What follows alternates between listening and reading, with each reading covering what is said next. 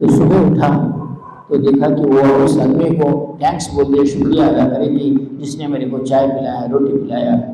वो दिखता क्या है कि वो जो जहाँ सोया हुआ है वहाँ कुछ नहीं, ये पत्थर है और वो पत्थर पे सोया। वो तो बोला था मैं रात में झोपड़ी में सोया हुआ था। अब वो देखने लगा कि ये झोपड़ी तो नहीं दिख रही, मैं रात में यहाँ गारंटी के साथ झोपड़ी में सोया हूँ। उसने चूल्हे पर मुझे दूध पिलाकर रोटी बनाकर खिलाई, वो आदमी कहाँ है? वो ढूंढ लिया। इतने सुबह चरवाहे जो अपने पशुओं को लेकर आते हैं वो जा रहे थे। अरे भाई बोला यहाँ ये रात में एक झोपड़ी थी, उन्होंने चाय पे, तो बुढ़ा कहाँ है? वो हंसे, बोले यहाँ कौन सा बुढ़ा रहता है इस जंगल में रात में, तुझे क्या है? तो उन्होंने कहा कि नहीं मुझे था मुझे। तो वो हंस के कहने लगे कि यहाँ एक बौद्ध साधु रात में घूमते हैं, जिसको भी कष्ट होता है, जिसको भी तकलीफ होती है, उसका नाम लेते हैं, वो आके उसकी सहायता करता है। आज भी तारंगा में अकेले साधना करने वाले को वो साधु दर्शन देते हैं, अगर उसके जीवन में कुछ कष्ट आए तो।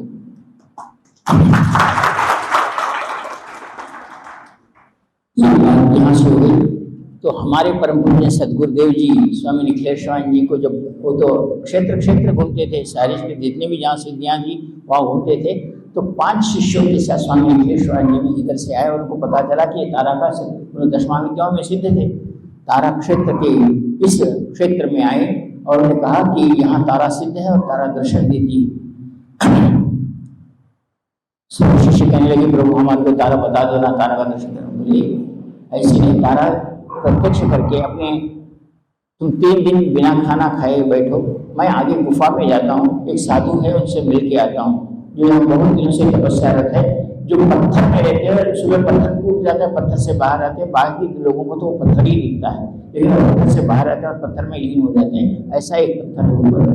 तो वो सब शिष्य कहेंगे हम भी आए। बोले तुम्हारे बस की बात नहीं है। वो दादा स्वामी सच्चिदानंद जी जिनको जानते हैं और जिनको बहुत प्रसिद्ध है, जिनको जो अवधूतेश्वर नाम की सिद्धि प्राप्त किए हैं और जिन्होंने इस संसार में सर्वश्रेष्ठ सिद्धि प्राप्त करके यहाँ रहते हैं, वो साधु है और उन्होंने तारा का यहाँ प्रत्यक्ष दर्शन करवाना और ये सब वो जानते हैं यहाँ है, ऐसा उन्होंने कहा। ये 5 शिष्यों को नहीं ले गए, वो यहीं बैठे और स्वामी निखिलेश्वर जी ऊपर गए। उन्होंने जाकर उस साधु से बात करते हुए आए।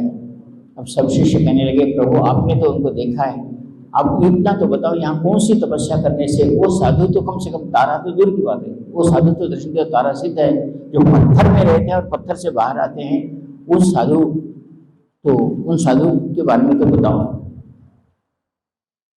तो गुरु जी कहने लगे तुम्हें बताता हूँ, लेकिन एक शर्त पर, यह है शर्त की जहाँ उपवास के साथ तुम यहाँ 3 दिन रहोगे तो ही वो साधु का दर्शन होगा। और उस साधु का नाम था, मैं बोले से तातोपानी नाम से, यहाँ के उस क्षेत्र से नेपाल से आए हुए थे और उनका मंत्र या उनका नाम था, आज भी उस मंत्र को अगर अकेला आदमी जाकर साधना करते हुए करता है, इस मंत्र को बोलता है एक माला, तो वो साधु निश्चित रूप से उसके संकट में आकर देते हैं। जो तारा सिद्ध साधु है अदृश्य रूप से आज भी आते हैं। मंत्र नहीं बोलना चाहिए, फिर भी आप सब इतनी दूर आए नहीं आ रहते हैं तो मंत्र बोलता हूँ। मंत्र है ओम नहीं लगाना, पा में आई ओम, पा में ओम, पा में आई ओम को पा में ओम कहा गया है। वो साधु इस मंत्र को बोलने के रोंगटे खड़े हो जा रहे हैं, उनका नाम लेते हुए सिद्ध होकर कहाँ जहाँ भी रहे इस तारंगा के इस क्षेत्र में कहीं भी आकर दर्शन देते हैं। अब ये बात उन्होंने सभी लोगों ने इस बात को परखा, बहुत सारे लोगों को उनका दर्शन भी हुआ ज्योतिर्लिंग में। अब आपको ऐसा लगता है कि इस मंत्र को करें तो आपको पहाड़ के ऊपर कहीं ना कहीं दीप जलता है ऐसा दिखता है, पहाड़ पर आप देखते रहो, या फिर तारा टूटा हुआ तारा नीचे आते हुए दिखता है। यहाँ आप सभी लोगों ने, मैंने सुना हरीश और उनके मित्र सभी ने 3-3 दिन लेकर साझा किए। अगर निश्चित रूप से आप आकाश की तरफ देखकर करते हैं तो पहाड़ पे उदिष्टम तारा मंत्र देखते हुए दिखते हैं, तो आपको दीपक के रूप में या तारा टूटते हुए या तो नहीं तो मणिधारी सांप के रूप में यहाँ दर्शन निश्चित रूप से तारा का होता ही है। एक बात भी आई हुई होगी। तो एक बार सभी लोग बैठे हुए गुरुजी से पूछ रहे थे कि गुरुजी अपने पूरे भारत में तारा शक्तिपीठ बहुत सारे हैं, तो तारा शक्तिपीठ जो है बौद्धों को या बौद्ध मत को ग्रहण करने वाले सम्राट अशोक ने बौद्ध मत का बहुत प्रचार किया था और जिनको बौद्ध मत की श्रेष्ठता थी वो सब बौद्ध मत, हम कलिंग देश जो आज का उड़ीसा कहलाया जाता है, उधर जितने भी देखो बहुत सारे उग्र तारा, तारा तारिणी तारा शक्तिपीठ, जहाँ वामाक्षेपा भी तारा है, उधर सब तारा, और वो बौद्धों की तारा वही कहलाती है ज़्यादा से ज़्यादा। तो गुरु जी सब तारा शक्तिपीठ के बारे में, वामाक्षेपा जो पंचमुखी आसन पर बैठकर साधना करते हैं उनको तारा लक्ष्मण, और तारा को खाना भी खिलाते थे, ऐसे वामाक्षेपा नाम के तारा सिद्धि वाले योगी सिद्ध होकर करेंगे। उसके बाद तारा तारणी में जो सिद्ध हुए, जिन्होंने सिद्धियाँ प्राप्त की, गुरु जी सभी को बताते बताते गुरु जी फिर अपने आंखें मूंद ली और बोले, गुरु जी आगे रुक क्यों गए?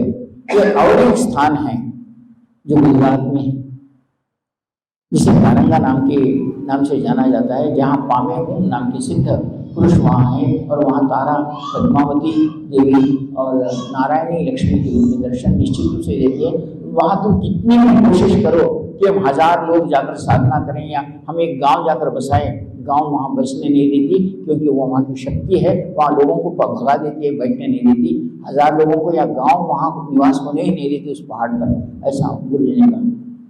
तब सब जितने साधन बैठे थे, गुरु जी फिर हम उस स्थान को जाकर साधना करेंगे। बोले वैसा नहीं, अकेले जाओ, करते हो तो मार्ग है बताता हूँ।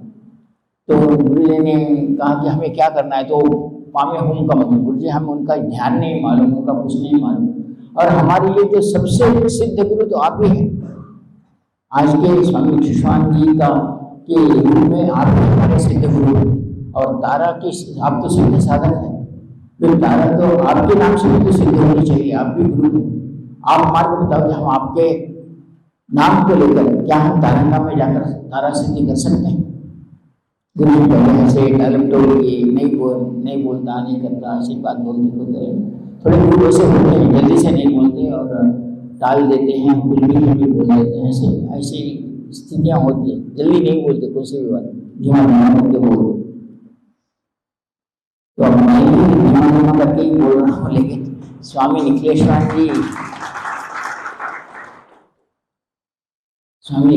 ने कहा कि मैंने वहाँ साधना करके तारा को भी देखा है, बौद्ध मुनियों को भी देखा है, जैन सिद्धों को देखा है, पद्मावती, नारायणी, तो प्रभु जी बता दो, हमने आपको देखा है और आपका मंत्र हमारे लिए श्रेष्ठ है। हम आपके मंत्र से वहाँ तारा की शक्ति को, तारा की देवता को हम देखना चाहते हैं। तो गुरु जी पहले नहीं बोले, एक दिन पूर्ण रूप से कुछ भी खाना पीना खाए बैठे। गुरु जी जब तक आप निखिलेश्वरानंद जी का मंत्र नहीं देते और यहाँ हमें तारा कैसे सिद्ध होगी इसका मंत्र नहीं देते, आप हमारे लिए ब्रह्मा हैं, आप ही सप्तऋषि है, आप ही वशिष्ठ है, आप भी बौद्धों के गुरु है, आप ही लामा हैं, आप ही हमारे लिए जैन मुनि हैं, तो हमारे को जब तक आप आपका मंत्र नहीं देते, आज हम खाना पीना मंत्र नहीं खाएंगे। तो एक दिन गुरु जी भी मौन बैठे रहे और वो लोग भी मौन बैठे रहे, पूरा एक दिन हो गया। रात के 12 बजे गुरु जी को भी प्यास लगी और शिष्यों को भी प्यास लगी, तो सभी लोग प्यास लगी तो पानी के लिए घूमना चाहते, इतनी रात में जाए तो कहाँ जाए। तो गुरु जी बैठे हुए उन्होंने कहा, सभी को पूछा प्यास लगी है? हाँ, उन्होंने कहा हाँ मुझे प्यास लगी।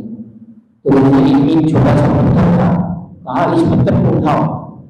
पत्थर को उठाए और स्वामी निखिलेश्वरानंद जी ने कहा, अपना हाथ रखकर वरुण मंत्र को बोला और वहाँ उस गड्ढे में पानी आया। इतना सुंदर पानी, शिष्यों ने कहा कि ऐसा पानी नहीं।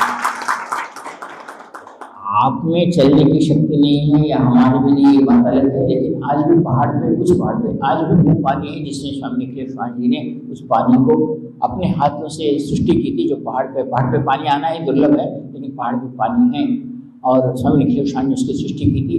ऐसा आप अगर स्वामी निखिलेश्वरानंद जी की पुस्तक निखिल चिंतन में देखते हैं तो इस बात का उल्लेख किया। बाद में गुरु जी ने, सभी लोग पीछे पड़ गए तो गुरु जी ने उस मंत्र को भी देना बंद कर दिया। लेकिन मैं आपके साथ बैठा हुआ हूँ और तारंगा में आया हुआ हूँ, तो मैं चाहता हूँ कि उस निखिलेश्वरानंद मंदिर को जो भी साधक 100 माला करके उस तारंगा पीठ में जाकर अकेला बैठ जाता है, निश्चित रूप से याद रखो, स्वर्ण तारा सिद्ध होगी ही होगी जो निखिलेश्वरानंद का